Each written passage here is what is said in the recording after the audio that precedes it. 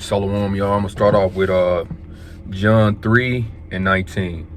And this is the condemnation, that light is coming to the world, and men love darkness rather than light, because their deeds were evil. For everyone that doeth evil hateth the light, neither cometh to the light, lest his deeds should be reproved. But he that doeth truth cometh to the light, that his deeds may be made manifest, that they are wroth in Yahweh. Right. The point is that he that doeth truth cometh to the light. Right, and that's the purpose of these breakdowns that we do, is coming towards the light. Because you have, in order to do a breakdown, you have to behind the scenes be living a certain type of way to even bring forth something that's edifying, something that's spiritually spiritual food for the people, right? So that's the purpose, and it'll help a brother more. These videos, whether you know it or not, they help the brothers that do it more than the people that hear it, because it keeps you coming towards the light, that your deeds may be made manifest. And it's a certain glow that is a certain shine on a person. You can see that glow on a person that's walking in the light, man. There's a shine. It's like an underlining shine in their face. And just like you can see somebody who walking in darkness, man, you can see it on their face. There's like a dark. They could be light, but you'll still see that darkness in their face. You can see it in their eyes. So in this walk, we trying to come to the light, man. We not running from the truth. We not running from correction. We running to the light. So with that being said, the message is comfort. I was meditating on this thing. I'm gonna get this definition. I don't have much time. I got about 25 minutes during my break, but I'm gonna try to get as much as I can, right? Because I've been meditating on, comfort. Comfort, a state of physical ease and freedom from pain or constraint. I'm gonna read it again. A state, comfort, a state of physical ease and freedom from pain or constraint. That's what we want. Physical ease, rest. That's what we want, physical ease. And we want to be free from pain or constraint. The pain is the hardships that we going through as a people. And the constraint is just oppression, us being held back. And that's what we want. There's nothing wrong with wanting comfort, man. That's what we all want. I mean, I made promises to my family, that I want to keep, man. I want to see, it's certain things that you want for your family, for your life as a man, especially when you work hard. You want to naturally reach this level where you can just, put your feet up and not worry, man. You want a place where you can be, where you can rest and not worry about this and that and this bill and that bill. But it's not going to happen here. It's not going to happen here, So comfort, we on a mission. And this mission is to keep moving forward, to advance the kingdom of the Most High, the kingdom of heaven. And we don't have time to put our feet up, Though we all desire that. We desire that rest. You deserve rest, man. You deserve it, right? I'm going to get this Philippians 3:14. Philippians 3:14. 13. Brethren, I count not myself to have apprehended, but this one thing I do, forgetting those things which are behind, and reaching forth unto those things which are before. I press toward the mark for the prize of the high calling of Yahweh and the Mashiach Yahushua. Right? So we press forward. It's a forward movement. You watch these movies where there's chaos and there's, some type of tragedy has happened, and you see the people, running, and you'll hear, I've heard soldiers say, keep moving forward to stay, or stand still is to die. And that's what it is in this walk. To put your feet up and to stand still and to be at rest in this truth is to die. So you have to have this mindset of you got to constantly move forward. We got to constantly get better. You know, we got to constantly advance this thing, this kingdom, right? I'm gonna get this definition real quick. Or it's a famous quote, right? A famous quote. It says, "Comfort is the enemy of achievement," meaning staying in a comfortable situation where you are not pushing yourself to take risks will prevent you from reaching your full potential and achieving significant goals. Essentially, to achieve great things, you need to step outside of your comfort zone and embrace challenges. Staying in a comfortable zone often leads to stagnation, while pushing yourself beyond it encourages personal and professional growth. To achieve significant things, you need to actively seek out challenges and difficulties that may be initially feel uncomfortable. See, uncomfortability is going to keep you moving forward. There's a term that you use as a parent when you got children. You know, I had to put some fire under your ass, man. My pops used to tell me that all the time. I had to put some fire under your ass. Why? To keep you moving forward. And while you was going through that fire, it was hot and it was uncomfortable. And you may not understood it, but once that fire got you moving and got you where, you know, you needed to be in life, you was grateful for that fire. So you have to understand that not all uncomfortability or fire is bad. A lot of this fire that you're going through is good for you, man. And when you mature, you have to understand that, okay, I'm going through this fire. Now, hold on. There's this terminology.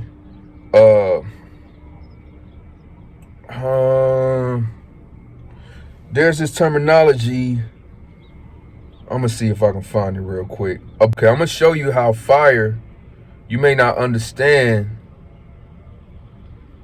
the purpose of the fire that you're going through. Not all fire is bad, man. Most of the fire that you go through is good, man. Imagine a life without fire. People, we complain about these fiery trials that you go through, but imagine a life without fire. How would you eat? How do you think they bent that metal to build that car that you're driving? How do you think they made those beams that your house is standing on? Right? How do you think you stay warm? You know, you need fire. Fire is good, and we have to come to that level of maturity to stay in the flame, man. To stay in the flame, man. Let me see. Matter of fact, I know where to find it. I know where to find it. I had this definition, right? I know exactly where it is. Okay, here we go. Here it is. To check the consistency of gold by fire, a method called fire asa is used, where the gold piece is melted at high temperature in a furnace, allowing the base metals to separate from pure gold, revealing its actual gold content by weighing the remaining gold after the process. Essentially, the purer the gold, the less it will be affected by the heat, and the more gold will remain after the impurities are removed. You know, I'm going to read this part again. It says, where the gold piece is melted at a high temperature in a furnace, allowing the base metals to separate from the pure gold. A lot of times you going through these things because it's to get fake people away from you. Haven't you noticed when times get hard, that individual that said they was by your side and by your corner, they disappear? You didn't notice that? See, the Father is a loving God, man. He is a loving God. And this fire, sometimes it'll what he using it is to separate you or separate fake people or people that you don't need in your life from you so you can move forward, man. And that fire he gonna keep you in that fire. Those base metals, everything that's not gold is gonna start falling off you. And everything that's gold is gonna remain, man. You know? Let me get a precept, man. This Psalms 119 and 71. I'm talking about life, man.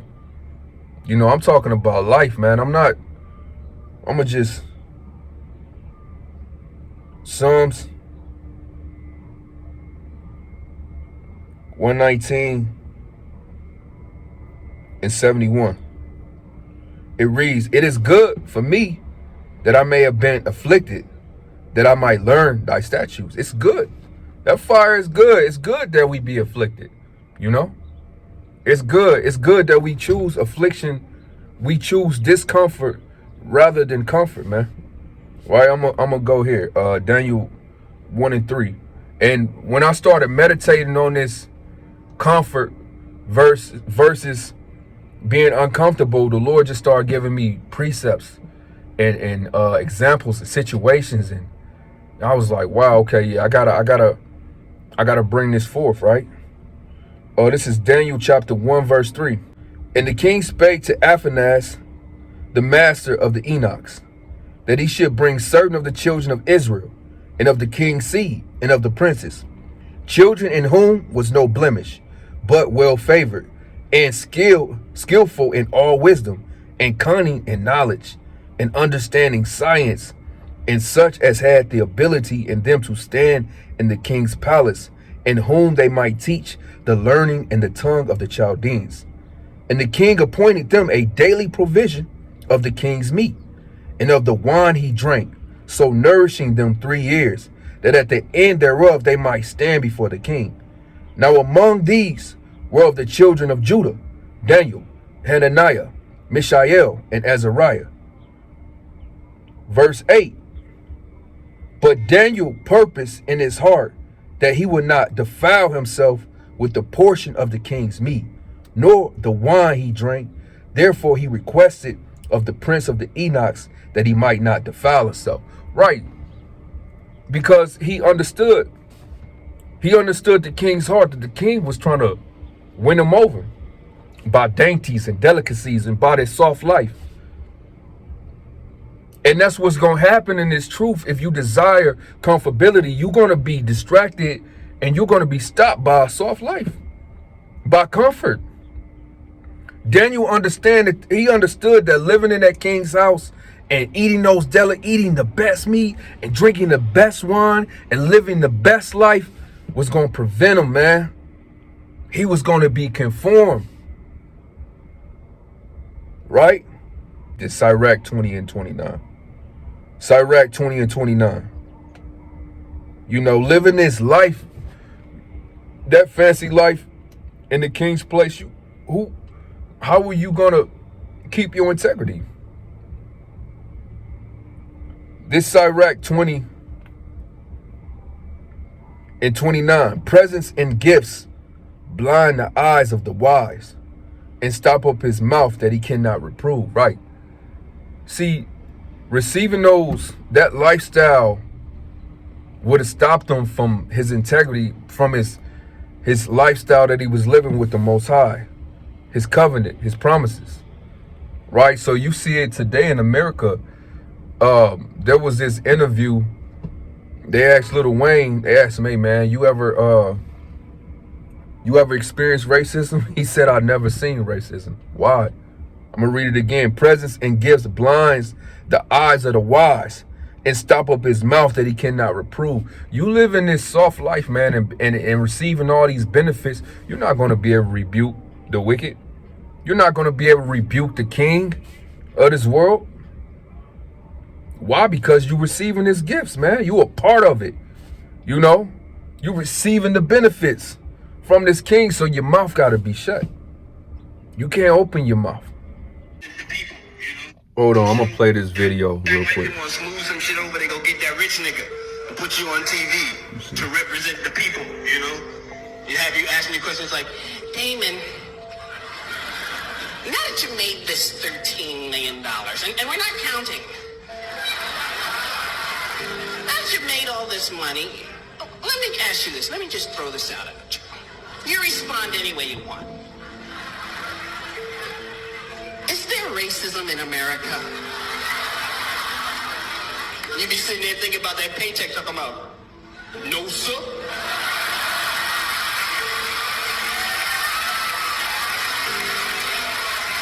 If in there is, I ain't seen none. That white people want to See that? I'm gonna get this. Proverbs 23:1. Proverbs 23:1, it says, when thou sittest to eat with a ruler, consider diligently what is before thee, and put a knife to thy throat if thou be a man given to appetite. Right? So if you can't discern what the king is putting before you, and you just a glutton, and you just dive in and you drink all the fine wine, and you eat the finest steak, and you eat all the delicacies, you might as well cut your throat, man, because you just killed yourself. Meaning what, man? You have to, Daniel said, just give me pulse and water, man. You know, I don't need all that, man. Just give me the essentials, man. I don't need the extras, man. And that's what this life, that's what the king of this world promotes. He promotes excess and comfort. You know, you don't have to leave the house to eat. You just press this button, man. You just order your food and you press this button and it'll be there from 7 to 10 minutes. You know, you don't have to go to the movies. You just press this button and the movies will, you know, the movie will pop up on the screen. Comfort and excess. You know, we came from a lifestyle where we was taught, these images was given to us on TV where you should have more rooms in the house that you're able to sleep in. You're supposed to have more cars than you can drive in a day, right? You're supposed to have more women than you can tend to. Everything is about excess here, but the Most High don't teach us that. He don't teach us that. He teaches us to dwell with what you need, man. Basically, daily bread. And when you enter into this thing, you have to understand that the Lord's He's gonna guide you day by day. And He's gonna give you the things that you need, the essentials, man. Right? Give me this Proverbs 30:7-9. It says, 2 things have I required of thee, deny me not them before I die. Remove far from me vanity and lies. Give me neither poverty nor riches. Feed me with food convenient for me. This is David's prayer. He said, don't give me poverty and don't make me rich. Just give me what I need. Give me the necessities. Why? Verse 9, least I be full and denied, because I have too much, man. I start thinking I don't need God. What do I need God for when I'm rich, man? What do I need God for?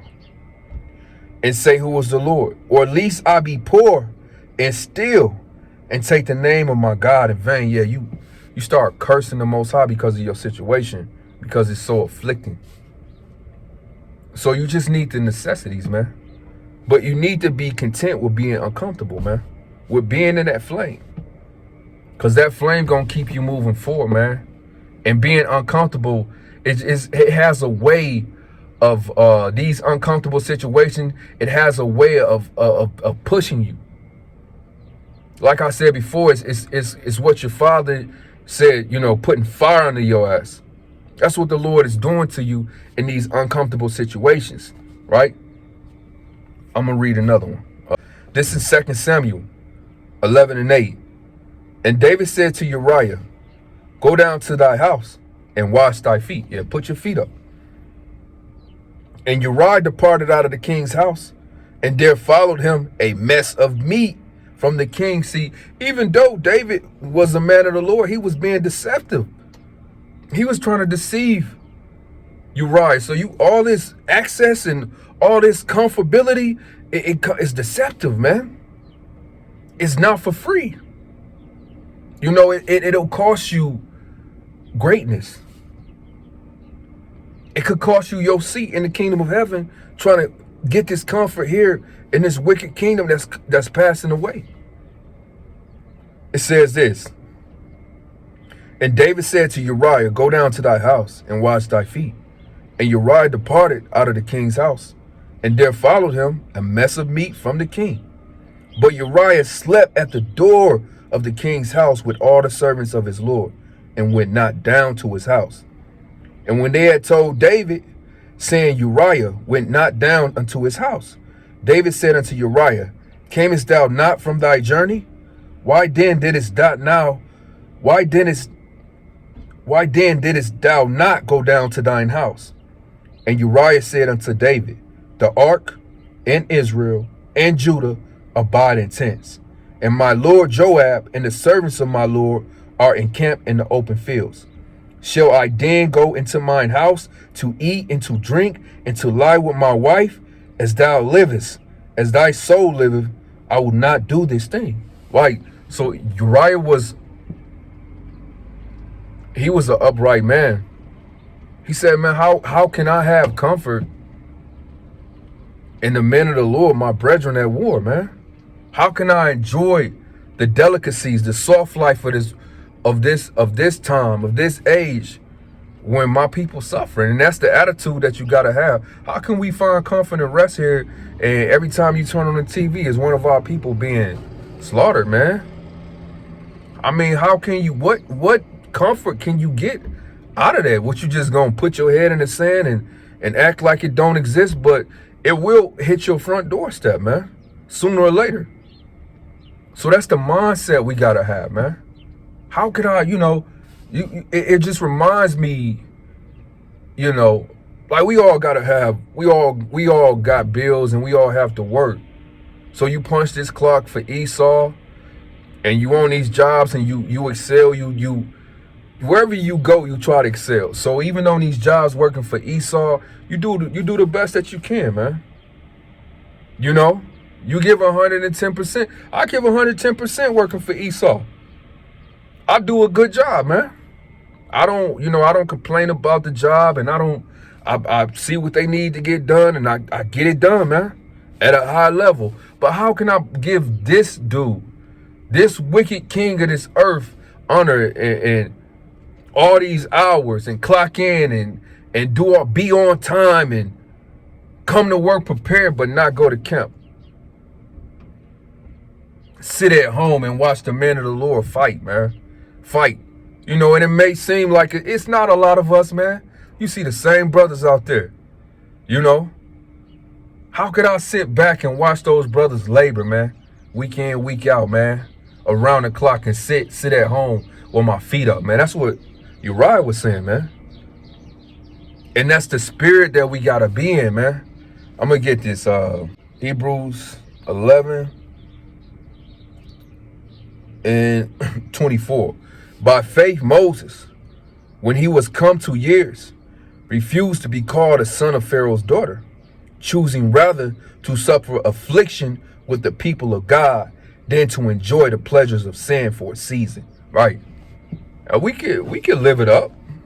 You don't think these men that the Most High and gave this wisdom and understanding knowledge, you don't think that we could take this wisdom and knowledge and be the top man of this earth? You don't think we could take that? You don't think I can take what I know right now, what I've learned, and apply that to this economy in a deceptive way? You don't think I could take what I know now and trick people and get every damn dollar from you, man? You don't think I can? I can. But it wouldn't be righteous. I could probably even get it in an upright way. It'll take longer. But we can get it. But I'm going to read this again. Choosing rather to suffer affliction with the people of Yahweh than to enjoy the pleasures of sin for a season. Right. It's not worth it. The men of the Lord know that in the long run, getting these things, these comforts here in this earth, you got to sell your soul.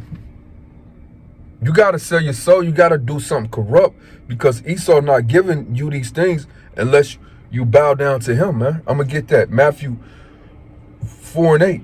Because the fatness of the earth was given to Esau. So you're not going to get the delicacies that he has to offer unless you do certain things.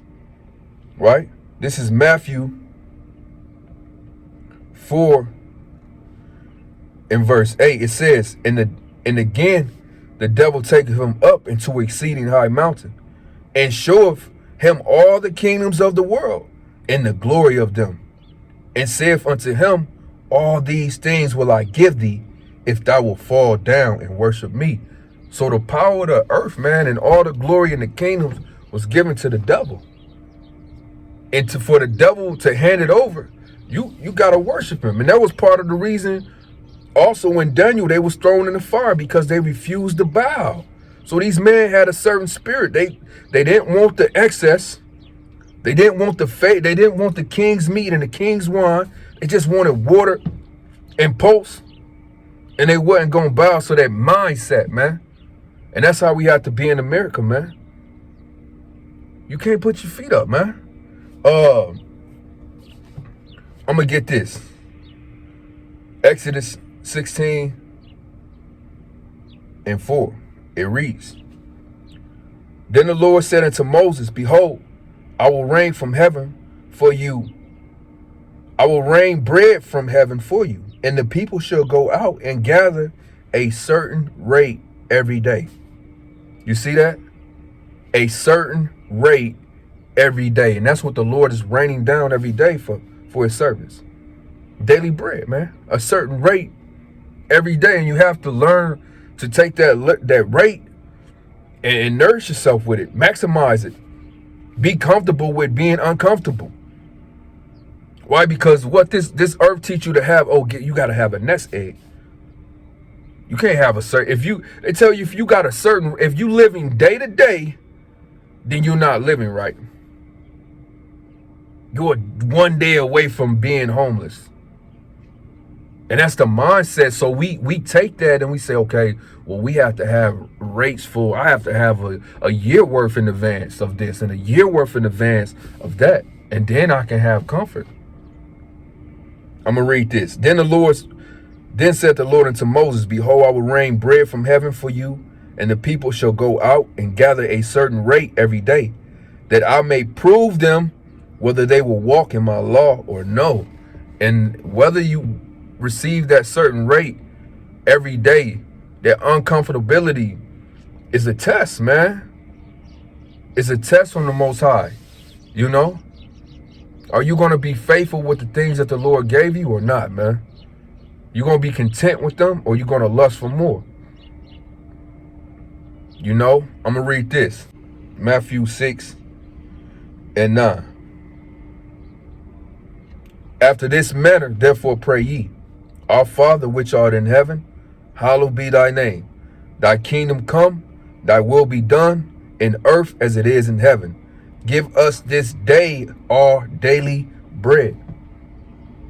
So Yahweh Shai taught us how to pray. He told us what to ask for. You know the Son of the Most High, He's going to give you what's best, man. He told us to pray for daily bread, man. Why? I'm going to get this. Micah 2:10. Micah 2:10. Arise ye and depart, for this is not your rest, because it is polluted. It shall destroy you, even with a sore destruction.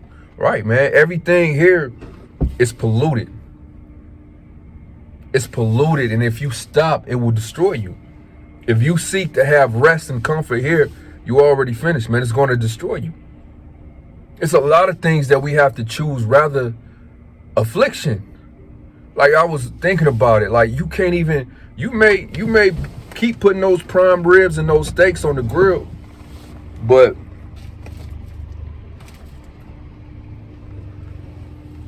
those prime ribs and steaks is polluted, man. They polluted, man. You have to choose, rather you even now in this kingdom, you can't eat the meat. And you can't drink the drink. It's polluted. You better off choosing water and vegetables, man. That's the diet that I'm on now, man. Water and vegetables. And I like steak, man. I like prime rib, man. Nothing better, man. I used to have that grill smoking, man. I'm talking about, man, how the neighbors knocking on the door, man. Cold with the grill, man. You know, I miss ribeye, man. But I know I can't have it because I know it's polluted, man. You could put a magnet to the meat, and the magnet will stick to the meat, man. It's polluted. This place will destroy you. The chicken used to be, it was pink, right? Whitish pink, like, but you go there now, the chicken yellow. It's yellow. You know what I'm saying? It's yellow with reddish black bumps all over it, man. It's polluted. You gonna still eat it? You gotta start making these decisions and these choices that's beneficial for you in your future. And it's better for you to choose affliction. It's better for you to choose discomfort. Yeah, it's discomforting to fast, man, but it's beneficial for you. And you have to guide your life in such a way and even separate yourself from people that desire comforts, these delicacies of this earth, man. Let me get Revelations 18:11.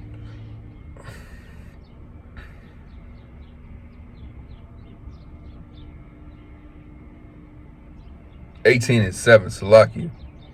How much she have glorified herself and lived deliciously. So, see that? How much she have glorified herself and lived deliciously. And you will hear our people say that, man. I'm trying to live delicious. I'm trying to live deliciously, man. The lifestyle that the servants of the Most High live is a rough one. It's a rough path, and you can see that consistently in the scriptures, man. I'm gonna get this real quick before I finish that. Genesis. I'm gonna start with the forefather, Jacob, man. I believe it's Genesis 49. Salakia.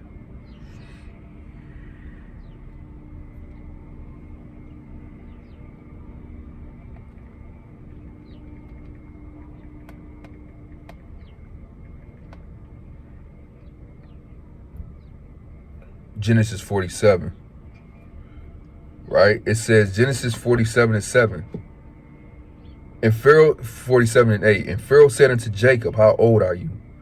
And Jacob said unto Pharaoh, the days of the years of my pilgrimage are 130 years. Well, we got to remember that we pilgrims. And pilgrims really don't have rest. They always on the move. They living in tents. And that's what we are, man. We pilgrims here. We passing through.